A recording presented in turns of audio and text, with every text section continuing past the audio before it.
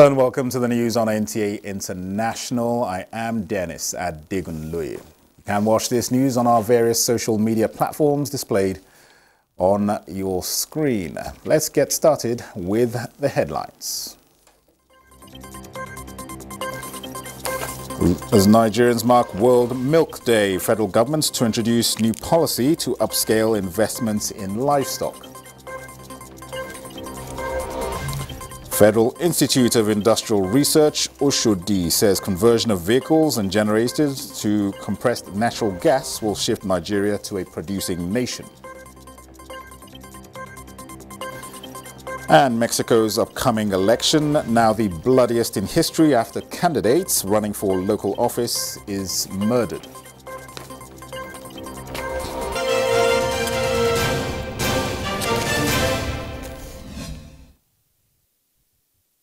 The Minister of State for Labour and Employment, Nkeruka Onyediocha, says the declaration of a nationwide strike in the middle of negotiations is not in the best interest of the country and its people, as it will only exacerbate the suffering of millions surviving on daily incomes.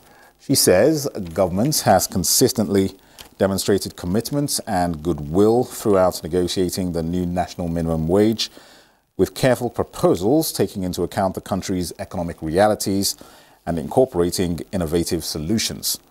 To the minister, a new minimum wage must not lead to widespread job losses, particularly in the organized private sector, which employs the bulk of the nation's workforce, hence the need to find a balance between the needs of workers and the economic realities of the country.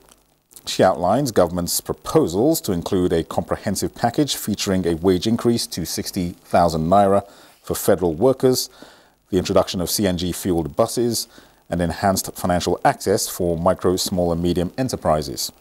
In addition, the government has pledged investments in strategic sectors such as agriculture, manufacturing, education, healthcare, and many others that are already in the pipeline. The Senate Committee on Army has condemned the cowardly attack, as it calls it, on the troops of Operation Udoka at the Obikabia Junction checkpoint in Abia State on the 30th of May during the Biafra Remembrance Day. Chairman of the Committee on Army, Senator Abdulaziz Yardua, says the assault orchestrated by the IPOB ESN terrorists, resulting in the tragic loss of 5 personnel of the armed forces, is an affront to the peace and security of the nation. While commiserating with the families and colleagues of the fallen soldiers whose sacrifice in the line of duty will not be forgotten, he adds that each soldier lost represents a significant loss to the nation's defense and stability. The committee calls for a comprehensive investigation into this despicable attack to ensure that justice is served and expresses support for the restoration of peace in the region. The United Kingdom's general election has been slated for 4th of July 2024. This has opened up the kingdom to various campaigns, rallies and manifestos. Kulu Mohammed tells us more. A proclamation for dissolving this present parliament and declaring the calling of another. The traditional announcement of the dissolution of British Parliament ahead of general elections has taken place and campaigns have begun. On campaign visits, the two front-runners have had time to speak to electorates on why the Conservatives should be voted to remain in the majority or why the Labour Party should be considered a credible alternative. Prime Minister Rishi Sunak works to convince Britons to accept the credence of policies put forward thus far. His visit to a ceramic factory gave him sufficient assurance for re-election. This is according to his media team. The Prime Minister, however, isn't happy that the ban on smoking won't be a law. And in the coming days, they will see that I don't just offer change. I don't just offer grip. I'm offering hope. We can be better. Labour Party leader launched a joint election bus service and predicates his manifesto on wealth creation for Britons, as well as further energy plan while campaigning at the key election battleground of Scotland. What we now ask, humbly, is for the opportunity to change Scotland and to change Britain for the better and put them back in the service of working people. 30 towns have been promised £20 million each by Prime Minister Sunak if re-elected. The dissolution of the Parliament, read by the Kingdom's Crier and the Sergeant-at-Arms, nudged Britons to prepare to vote a future for Britain. Kolo Muhammad, NTA News. In the meantime, Mexico's upcoming election is now the bloodiest in its modern history after a candidate running for local office was murdered at a political rally, bringing the number of candidates killed to an alarming rate. Here again is Kolo Muhammad with details. Ahead of Sunday's election, a candidate who was running for a council seat in the town of Izuka de Matamoros was gunned down, according to the state prosecutor's office. Local security officials say the death of Jorge Huerta Cabrera took the number of assassinated candidates to 37 ahead of votes in tomorrow's election. Candidate assassination hit grim records as the issue of violent crime has emerged as one of the top issues in this year's presidential contest, in which the ruling party of outgoing President Andres Manuel Lopez Obrador has been forced to defend a persistently high murder rate as the opposition has sought to use bloodshed to argue for change. At town halls, opposition candidates closed campaigns by analyzing the number of murdered candidates in this year's election alongside the 36 murdered during the 2021 midterm election. After nearly 3 years of intense official campaigning, rallies and ventures for votes have been officially closed. Gatherings witnessed today include those of burial rights for the murdered candidate in the last 24 hours. The Mexican election has been termed historic, as a woman is expected to be president for the very first time, as currently the 2 major front-runners are women. Kolo Muhammad, NTA News. Staying with electoral matters, India's 6-week election reaches its final day of voting, with Prime Minister Narendra Modi widely expected to win a 3rd term in office. The holy city of Varanasi is one of the last places to vote, and it is where Modi's ever closer alignment of religion and politics burns brightest. Comfort Fashion has more. India has voted in 7 phases over 6 weeks to ease the immense logistical burden of staging an election in the world's most populous country, with voters enduring a scorching heat wave to cast their ballots in the Hindu holy city of Varanasi. The afternoon temperatures peaked at 45 degrees Celsius on Saturday. I voted for growth and development of my country and world. So there is only one leader that I know, that's world leader right now, Narendra Modi. I voted for him. Analysts have long expected Modi to triumph against the opposition alliance, which at no point has named an agreed candidate for Prime Minister. His prospects have been bolstered by several criminal probes into his opponent and a tax investigation this year that froze the bank accounts of the Congress, India's largest opposition party. For us, there is a huge employment increases, like huge, in a huge level. So I want to vote him. Modi's image at home has further been bolstered by India's rising diplomatic and economic clouds. The country overtook Britain as the world's 5th biggest economy in 2022. Modi has already led the ruling Bharatiya Janata Party, BJP, to 2 landslide victories in 2014 and 2019. And India has about 968 million eligible voters. Comfort Fashion, NTA News. In other news, Zambian government and the Millennium Challenge Corporation, MCC, have designed a program to develop agriculture value chains through infrastructure financing and policy reforms. MCC Chief Executive Officer Alice Albright says the program will also address food and nutrition security amidst the effects of the drought that Zambia is experiencing. Speaking when she met President Hakainde Hichilema at the State House, Ms. Albright said the MCC was recently signed an aid memoir with the Ministry of Finance on agreed commitments regarding the program. Speaking at the same meeting, President Hichilema informed Ms. Albright that Cabinet has approved the agreed commitments of the over $4 million compact, 2 of the Millennium Challenge Corporation. Together, we've worked to design a program that will not only grow the development of the agricultural value chain through infrastructure, financing, and policy reform, but would also address food and nutrition security issues given the current drought conditions faced by Zambia. Ms. Albright said MCC recently signed an aid memoir with the Ministry of Finance on agreed commitments regarding the program. We are partnering on long-term solutions to address the urgent needs of the Zambian people. I'm visiting an agro-processing plant right here in Zambia to learn firsthand how our future compact will unlock the country's economic potential.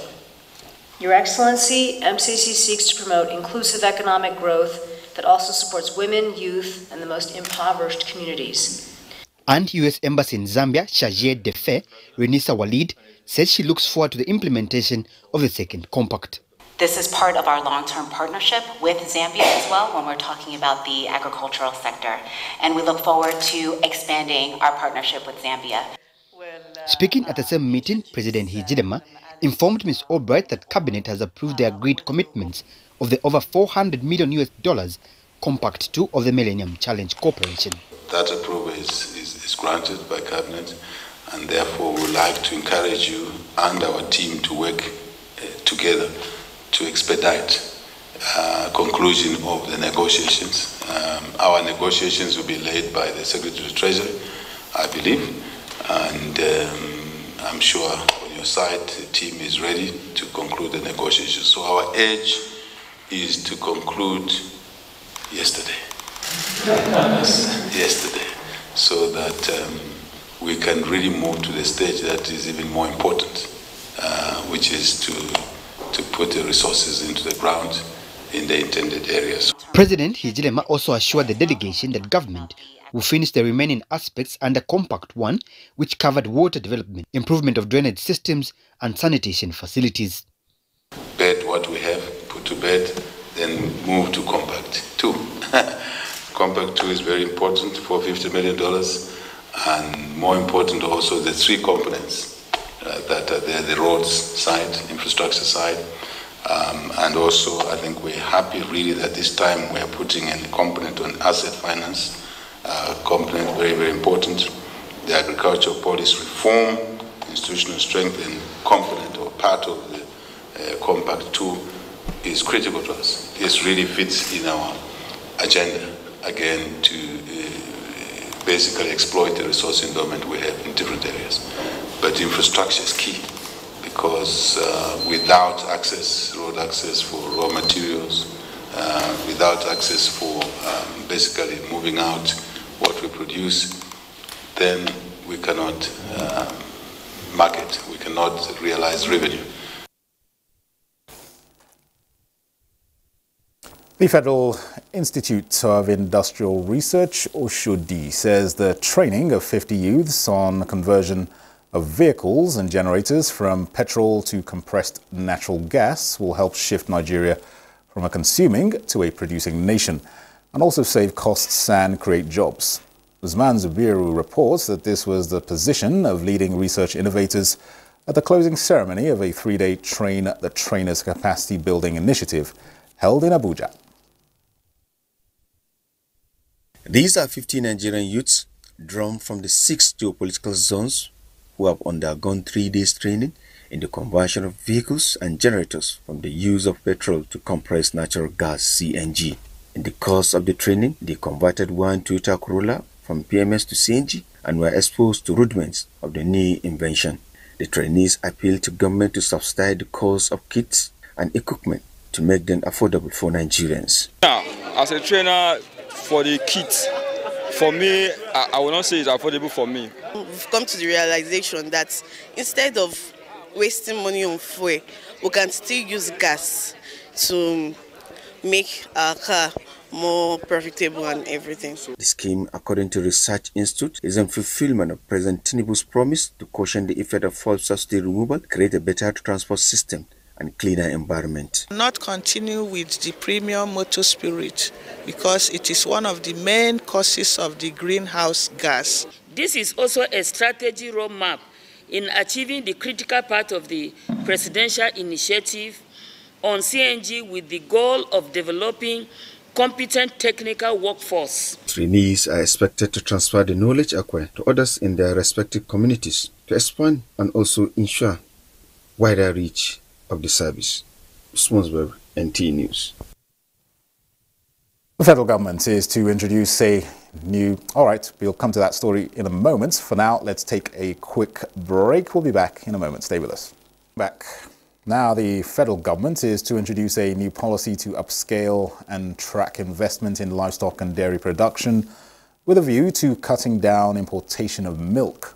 This is coming as Nigeria joins the rest of the world in marking this year's World Milk Day. Musa Baba Aliu reports. Nigeria is ranked among the world's largest importers of milk, in spite of the fact that the country is housing a large population of cattle, estimated above 60 million. The Central Bank of Nigeria says the government is spending $1.5 billion on milk importation annually. Investigation reveals that most of the cows in the country, especially the white Fulani breed, are not capable of producing enough milk to meet the country's demand. But the policy being introduced by the Federal Ministry of Agriculture and Food Security is to enhance production through artificial insemination that will increase milk production of the local breeds of cows. Minister of State for Agriculture and Food Security, Aliu Sabi Abdullahi, stated that the policy will also address challenges associated with pastoralism. He was speaking as the country marks World Milk Day. We shall launch a renewed hope milk industry public awareness campaigns to highlight the importance of dairy products for nutrition and health, particularly among vulnerable groups like children and pregnant women.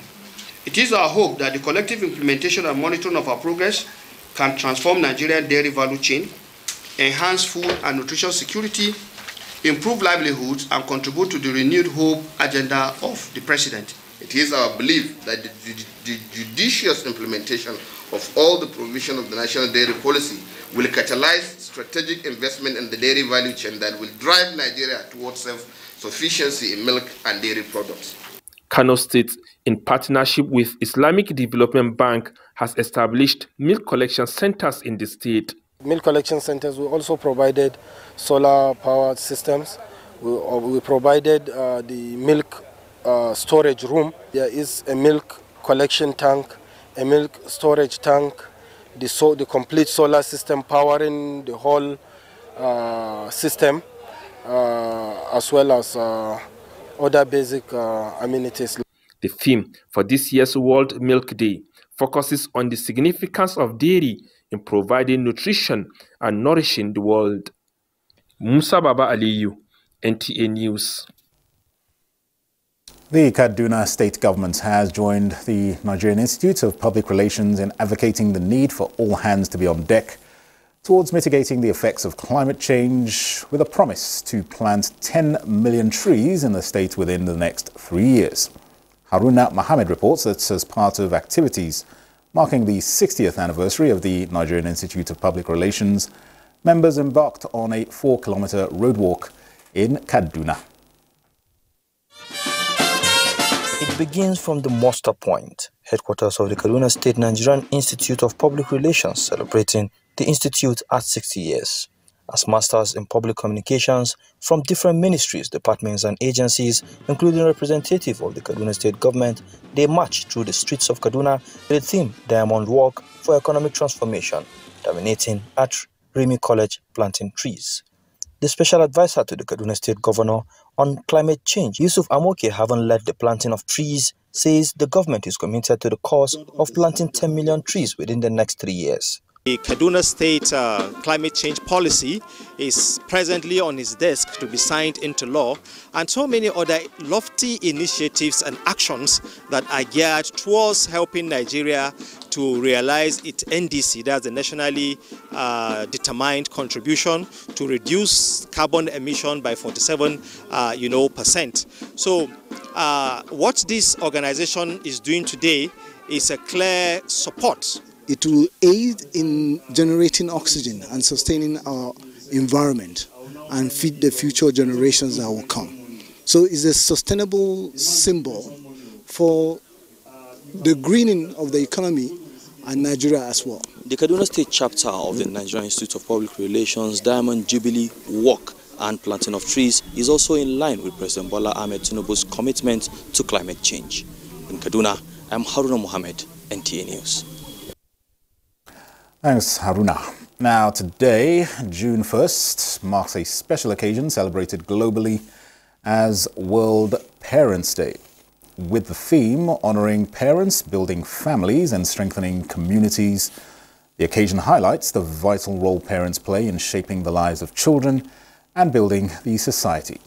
Ifoma Aihoje in Yanagoa, the Bayelsa State capital, will tell us more. Parents play vital roles, providing the foundation for their children's development, growth and well-being by nurturing and care, transferring values and morals, education, guardians, role modeling, and more. By fulfilling these roles, the parents say they are the bedrock of the society, laying the foundation for a bright, compassionate, and responsible future generation. So the first thing for a parent to a child is to take care of the child, train the child in the way of the Lord. That is the most important thing. Make sure that we enroll them in school and also teach them what they need to do and what they need not to do. Parenting is a sacrificial responsibility, they say. Parents want to see that their children are doing well and are even starved because of them. Considering the rate of young people's involvement in social vices today, would you say there is a gap in parenting? To me, as a mother, I don't over-pamper my children. I will handle you at the same time I will love you. I will go on my knees if you're doing wrong. If I will go the physical way to handle you, at the same time the spiritual way, I'll go on my knees to pray. My parents taught me to be a good person, so I also want to teach my children to be a good person. Well, with disciplined and loving parents, the atmosphere is usually filled with laughter and love. So let's have the children share their thoughts on the role of parents. Mommy and Daddy are special to me because they take me out, they pay my school fees for me. They feed me well. I want them to continue taking care of me. Happy Parents' Day! Thank you for all you've done for us. We love you. Of course, parents deserve all the love and all the honor that there is for all their selfless sacrifices. Thank you for all you do. In Yanagua, Ifoma Aihoje, NTA News. More than 70,000 registered candidates sat for the 2024 National Common Entrance Examination across 599 examination centres nationwide. This is 2,262 less than the number of candidates who sat for the exercise last year.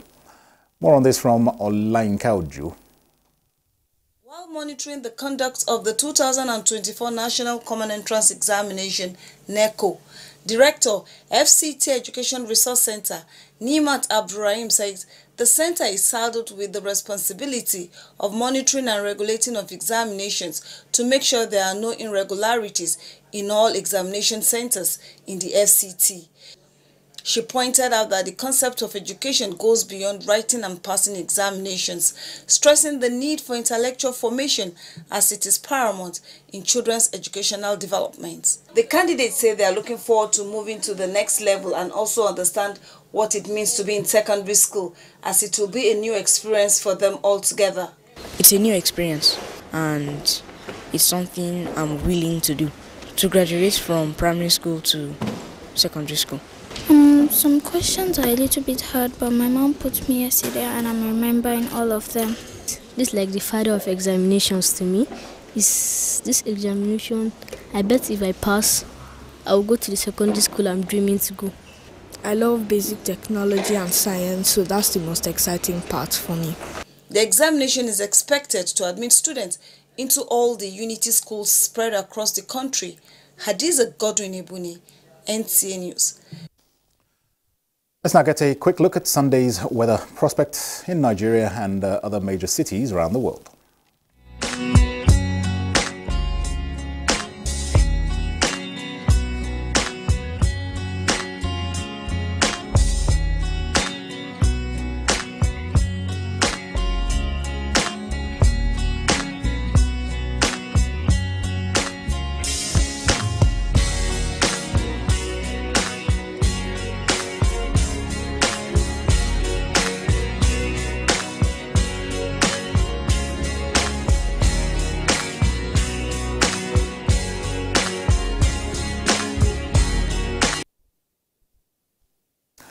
And that concludes the news on NTA International at this time. Many thanks for watching. I am Dennis at Digunlui.